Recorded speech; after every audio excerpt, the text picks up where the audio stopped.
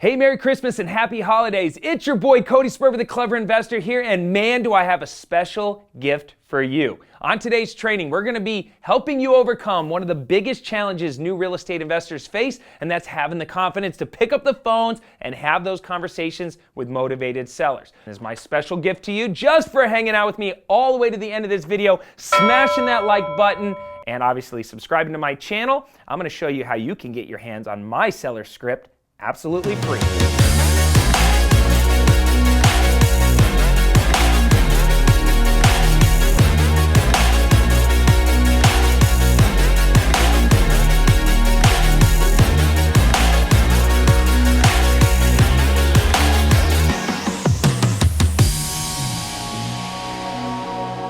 So like I said, one of the biggest challenges new real estate investors face is having the confidence to pick up the phone and have those conversations with motivated sellers. And trust me, if you want to dominate in 2019, you have to build this skill set.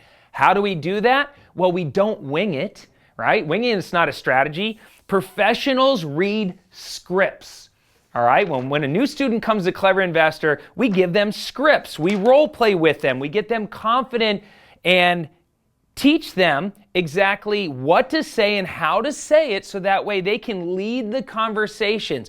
What is scary is when you can't anticipate where to go in the conversation. That's what gives you the anxiety. It's the uncertainty out there. Well, what if they say this? And what if they throw out an objection? And what if I sound stupid? And what if I don't know what to do next?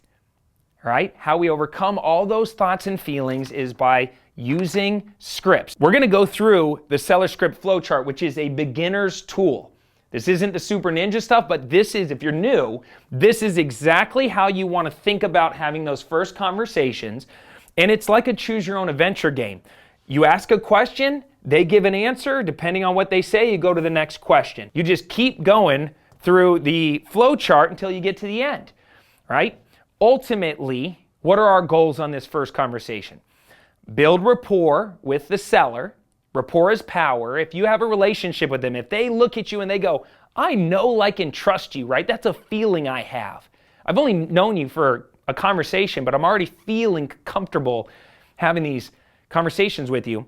That's a beautiful thing, right? That gets you one step closer to the deal. We want to learn about the property. We want to learn about why they're selling. We want to learn about what they want for the property, the price that they want. On your calls, you should do less talking and more question asking. You get what I'm saying. But it's a tool that will help you stay on track. And by the way, I'm going to show you at the end of this video how to get your hands on this absolutely free. In the meantime, smash that like button if you like what I'm saying so far. And I'm actually doing this, for free to help you guys because I want to dominate together. All right? Like I said, it all starts with asking questions. So one of the first questions I'm going to ask is the house currently listed on the MLS? If it is, I'm going to say, okay, awesome. Listen, I'm not a real estate agent, but how long has it been listed on the market for? Why has it not been sold yet? How much longer is the listing for? Say I'm calling off a Craigslist, and what happens is they have a cousin that's a real estate agent, but they're also kind of marketing the house themselves, and so they might have put the house in a for sale by owner section, but it's also listed on the MLS by their cousin. So they might say, yeah, it's listed, and I go, oh, okay, well, how long is it listed for? Oh, don't worry about it. My cousin, we could take it down any time. If I sell it myself, I don't have to pay them a commission. Oh, okay.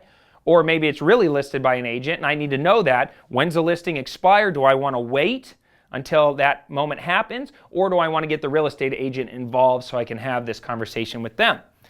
All right. If they say no, okay, well, tell me, how much are you asking for the property? And sometimes they give you that information and sometimes they don't.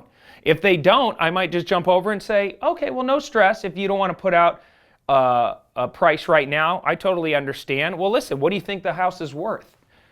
All right. So now I'm trying to figure out what they want for the property. And this next question is extremely important. This is, why exactly are you selling, if you don't mind me asking? I'm looking for two things when trying to do a wholesale deal: motivation and equity, right? And motivation, there's a lot of reasons somebody would want to sell quickly for cash. They have a issue financially, going through a divorce, job loss, maybe they're being relocated, maybe they have medical bills, legal issues, maybe there's a housing challenge that they're up against. House is old and outdated, fire damage, flood damage, foundational issues. It's the ugliest house on the street. Everything's old, like remodeled, and their house is old and ugly.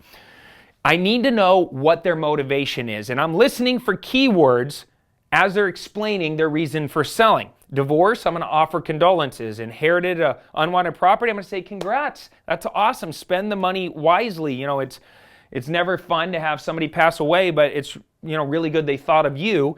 And let's, you know, talk about how you're going to get out of the house, get the cash that you need so you can spend it wisely. They're motivated for any other reason. That's really, really good. That's what we're listening for. If I don't hear motivation, I'm already thinking to myself, wow, if they don't have motivation, maybe I'm wasting my time. Maybe this isn't going to be a deal that is for me at this time, and I can put them in my follow-up processes later. All right. Why exactly are you selling? They start talking. I'm going to transition from what do you want for the house and why are you selling over to what repairs do you think the property needs? All right. And I would write this phrase down. Tell me more about that. Tell me more about that. Now, when I ask the question, tell me a little bit about the property repairs. If you were to walk me through a tour of the property, tell me, just visually tell me as you're walking through the rooms what updates and repairs would be needed to the property. A lot of times they're going to sugarcoat it, right? They understand that they're trying to sell you a house. They're going to kind of skip over some things or sugarcoat some things. And so they'll say, oh, it's in good condition. Okay, so the house is in good condition. Tell me more about that. And I just keep asking them over and over and over. And what happens is their story starts morphing. And all of a sudden the truth starts coming out. And it's in good condition, just in original 1975 good condition.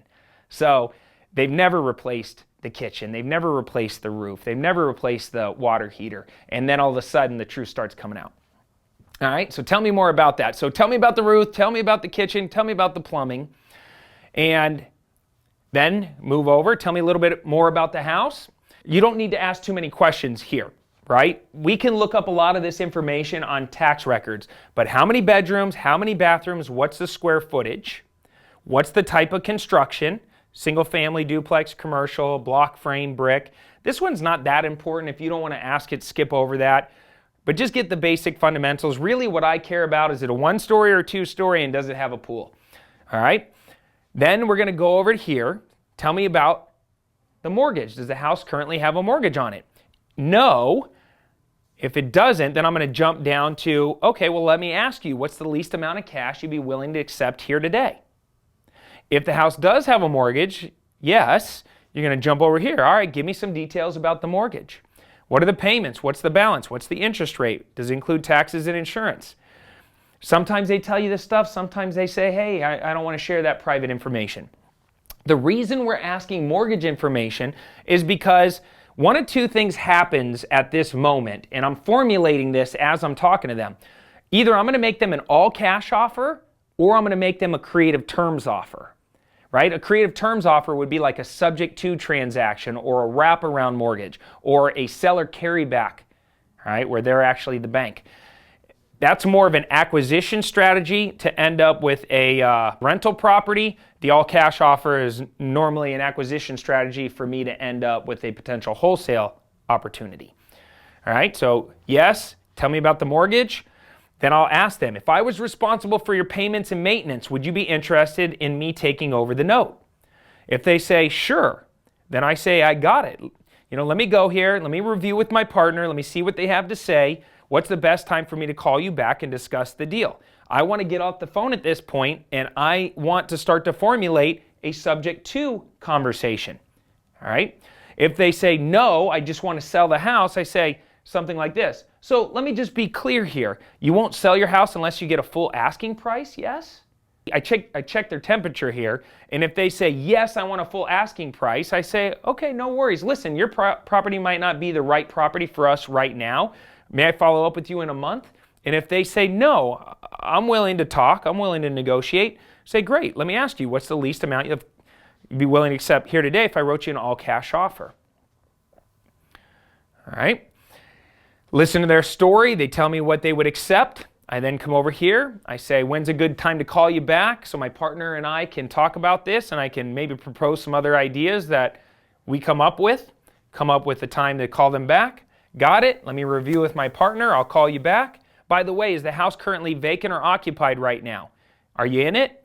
If they say no, okay, you're not in it. Does it have a tenant? If they say no, how long has it been vacant? If they say yes, how long has the tenant been living there? When do they pay rent? How much do they pay? And when does their lease end? If they say, you live in the house, and they say yes, I say, excellent. When would you like to move? Right? The ultimate goal is to get all their information and let them know that we're going to be calling them back. So this tool, I blew through it really, really fast, but this tool will keep you on track and make sure that you understand that you just need a couple pieces of information during this first call. Is it listed? Yes or no? What do you want for the property? What do you think it's worth? Why are you selling? So if they have motivation and they have equity, then that's a potential wholesale deal. If they have motivation and no equity, that's a potential subject to deal. If they have light motivation and they own it free and clear, then that's a potential seller carryback. If they have no equity and no motivation, then that is a retail deal, and maybe we can turn that lead over to our investor-friendly real estate agent to work. So we want to know about their motivation, and then we're going to ask about the repairs, which is a pain point. We want to buy properties that need lots of repairs, right? The more repairs, the better. Does it have a mortgage? This is the equity portion. Tell me about whether you owe money, you don't owe money, do you own it free and clear, do you not own it free and clear? Could I do a creative terms offer, or do I want to go right to an all-cash offer? All right? Is it vacant or occupied? If it's occupied, is it by a tenant or by you? If it's by a tenant, get some basic information. If not, let me jump off the phone with you, talk to my business partner, and I'll be getting back to you when's a good time to call. All right, now you at least have a basic flow of how that original conversation will break down. Let me tell you how you can get your hands on this bad boy. I want to have a little fun. I'm feeling in the Christmas spirit, so let's have a little fun here. Obviously, you're going to smash the like button. Obviously, you already subscribed to me, and obviously, you turned on post notifications. So, all you have to do at this point, since you've already done all that, is down below this video, leave a comment telling me what you learned in this video, your number one biggest takeaway, and I'm going to respond to every single comment, and I'm going to tell you how you can get your hands on this document absolutely free. My gift to you to help you get in the game, absolutely dominate 2019. I believe there's more deals out there than ever before. The market is on fire right now. I can't wait to see what we do with this new year coming up. And let's all win together and make that money, baby. I'm Cody Sperber, the Clever Investor. Signing off for now. Take care. Comb your hair. Sperber out. Oh, hey, didn't see you there. Hey, listen, while you're here, why don't you click the tab in the upper right-hand corner and grab my new book, How to Flip Houses with Little No Money Down. It's a step-by-step guide on how I got wealthy in real estate and how you can too. Hope it helps. Oh, don't forget to watch the 2 videos also.